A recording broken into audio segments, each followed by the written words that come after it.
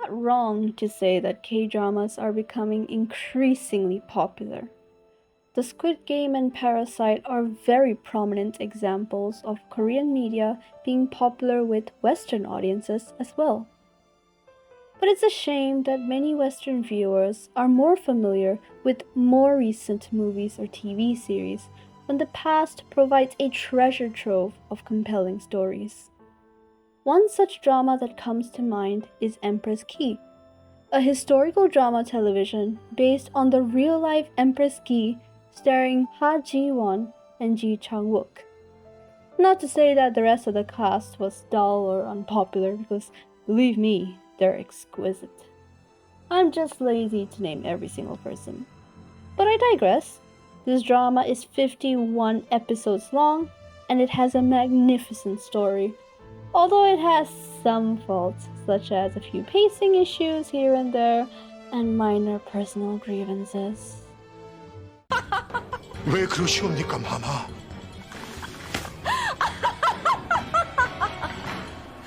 Like, hello, editor, do your job! A major reason why I loved this show so much was the love triangle between the Yuan Emperor, the deposed king of Goryeo, and Nyang, who is the main character. To give a quick summary, a young Nyang was sent to Yuan during the Yuan dynasty, which is modern-day China, as a tribute woman from Goryeo, modern-day Korea, because the emperor just wants to assert dominance. She manages to escape, but disguises herself as a man to survive. Eventually, she forms an alliance with the deposed king of Goryeo, Wang Yu, which becomes more than just an alliance, and also saves the emperor, Togun Temur, while disguised as a man. She works in the emperor's palace as a maid for a while, gets engaged to Wang Yu, but before they could get married, they get separated, and she ends up becoming the emperor's concubine and climbs up the rank to become the freaking empress. And in the end, her heart still belongs to both, and it's a sad ending. Did I mention I love the show? Anyway, two things were very striking as I watched this show when I was younger, which was the way the two men loved Nyang, as well as the power dynamic constantly shifting. But that's for another discussion if you're interested. Looking back on it now, it's a very disturbing pattern in many dramas, not just Korean ones, which is how the media has such a grand view of true love and it becomes toxic. A lot of the fans ship the emperor with Nyang, which ends up becoming the final pairing, and the tension between them becomes the majority bulk of the show. Some people prefer her with the emperor rather than Wang Yu, because the emperor is obviously richer, more powerful, and to some, more handsome.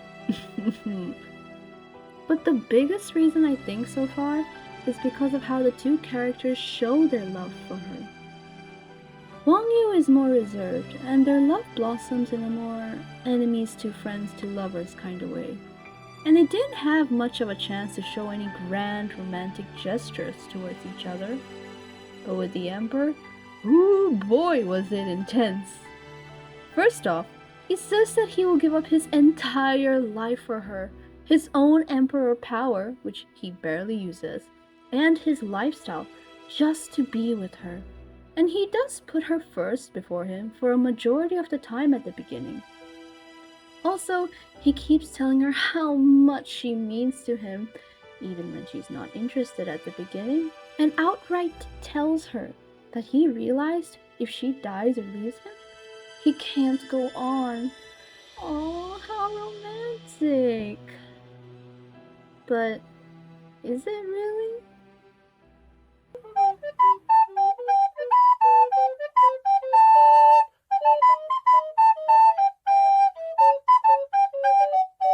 Wang Yu isn't exactly romantic in the series, but he is a good lover in my opinion. He is calm, he takes her feelings into account, and more importantly, respects her as a person and himself as a separate entity. He doesn't force her to become his queen, he offers her the chance, and when it appears as if she refused, He didn't make a big fuss out of it. But in the end, she willingly came to him, eagerly wanting to marry him. When he gets pissed at her, which we do see a lot, we see him get angry, yes, but mostly he just scolds her and walks away from the situation and calms himself down. He can exist without her, but prefers to be by her side. His main goal is to serve and fight for his country, Goryeo, and reclaim his throne, which Nyang volunteers to be a part of. Furthermore, when Nyang breaks it off with him in a bid to follow her revenge against Tanisiri by becoming the emperor's concubine, the breakup is amicable, and in fact, he wishes her good luck on her journey while he is deeply saddened. The emperor, on the other hand, is more obsessed rather than in love with Nyang. Once he found out that Nyang was the one who saved him when disguised as a man, he began to control her actions within and even outside the palace. He also did things that she specifically did not consent to, such as burning the letter of leave that she worked so hard to get to reunite with Wang Yu. He even demanded that she loved him instead of Wang Yu, instead of considering her feelings in the equation, a total opposite from the voluntary acceptance to Wang Yu's proposal. It seems that he just can't fathom the thought that he could exist without her. If he wants her, he gets her or no one does. He doesn't even have any real goal in the beginning other than surviving, but once he encounters Nyang, he just wants to be with her. His behavior doesn't show love, it shows his dependency. But that's only the beginning. Years down the line, he actually forced himself on her and disregarded her crucial viewpoint when she was trying to dissuade him from starting a war with his famine-stricken people, and even killed her first love, Wang Yu, partially out of jealousy. He also has some serious anger management issues, as shown by him regularly smashing objects and resorting to violence, not rationality. He even says it himself to Nyang. 용은 본디 순하고 어지러서 잘만 길들이면 등에도 올라탈 수 있다. 허나 그 비늘을 건드리는 순간 용은 분노하여 그 사람을 죽일 수도 있느니라. 너의 복수를 위해서 나를 얼마든지 이용해도 좋다 했었다. 허나 절대로 건드려서는 안 될 곳이 있느니라. 쇠락한 제국을 부흥시켜 진정한 황제로 거듭날 수 있는 필사의 결단이다. 그런 제발 영님만은 말거라. 나를 미친용으로 만들지 말란 말이다. 하면 신첩을 물어 죽이시렵니까? That's not love, mate. That's called domestic violence. The show tries to cover up for his actions by saying that he was only trying to keep her safe, but his measures seem more to be out of pure jealousy or control, rather than protection over her by any means. Honestly, the more I think about it, the Emperor is similar to Tangishi, one of the main antagonists who is possibly more obsessed with Nyang, but in a far more menacing way. At first, when he finds out that Nyang is a girl after working with her for a while, he lusts after her and demands her to be his concubine. Just to put into reference how creepy this guy is, he tells her that he never wants his concubines to be tamed, and that the moment they are, he would get rid of them. When she refuses to be his concubine, he ignores it and almost rapes her before she's saved by Wang Yu. And because he's utterly obsessed with her, he even gets the chief eunuch involved by telling him to throw her away from the palace to him instead. So basically, if she's not his, she's no one's.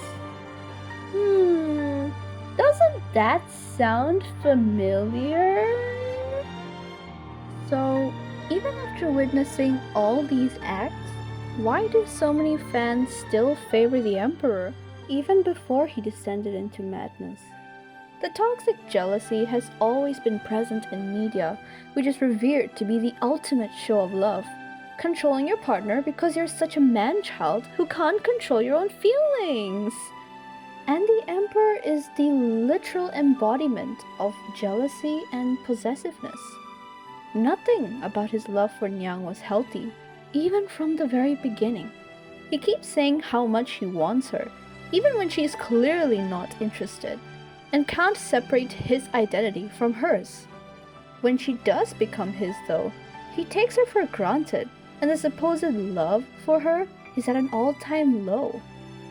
Of course, not to say that he has never been there for her.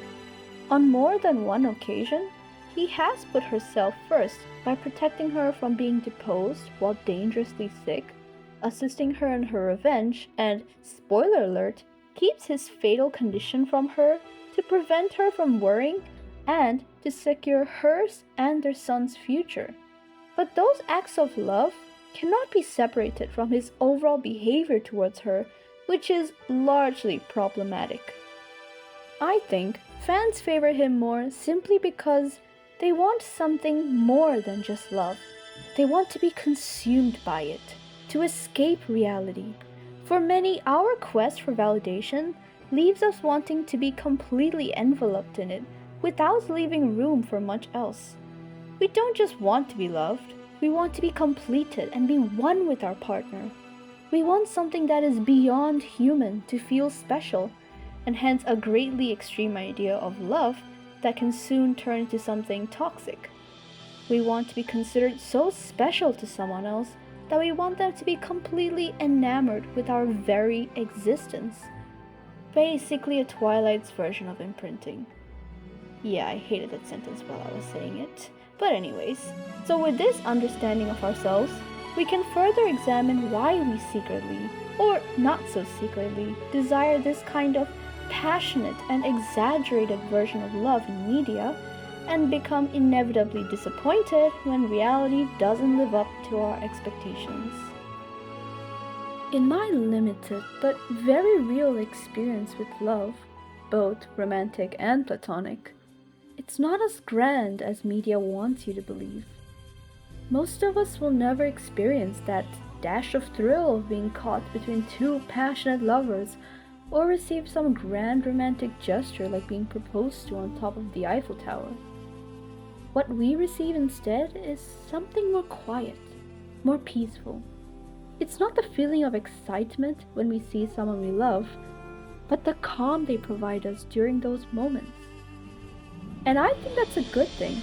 Our lives are so unpredictable already that what we need most isn't another stormy sea with the promise of an adventure, but a lighthouse to stand by.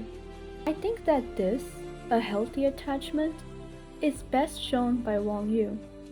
Whereas, like I mentioned, the Emperor is more in love with the idea of being in love with Nyang than actually loving Nyang herself.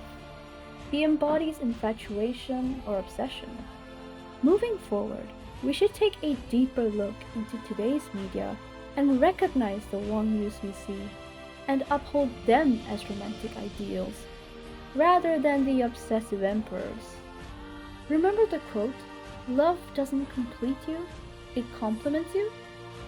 No one in this world is going to be your everything, but they can certainly be your many things.